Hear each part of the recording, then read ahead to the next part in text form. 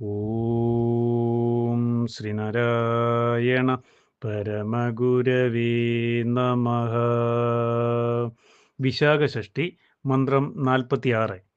നാലക്ഷരങ്ങൾ അനുകൂലത്തിലില്ലരികിൽ ആലേഷ്മിയും ശുഭതയല്ല.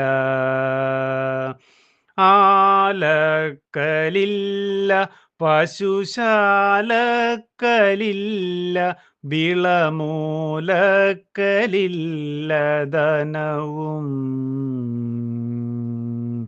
കാലത്തിനൊത്ത ഗുണശീലത്വമില്ല ഹൃദയാലസ്യമോ ബഹുതരം. ലോലകടാക്ഷമുന ചാലേ കനിഞ്ഞു തരിക ആലംബനം പളനിമേ. ഓം ശ്രീനാരായണ പരമഗുരവേ നമഃ. ഓം ശുഭദിനം, സുപ്രഭാതം. ഏവർക്കും വിനീതമായ നമസ്കാരം.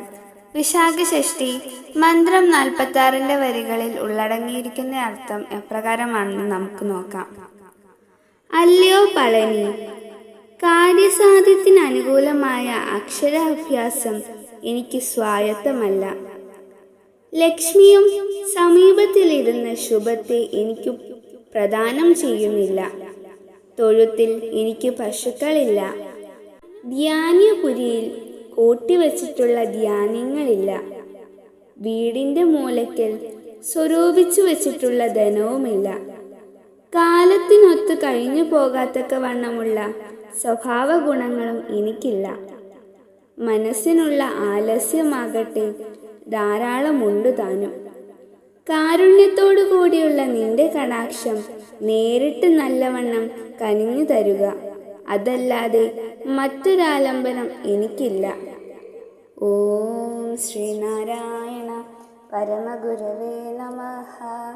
ഓം ശ്രീ ശാരദാംബികായേ നമഃ.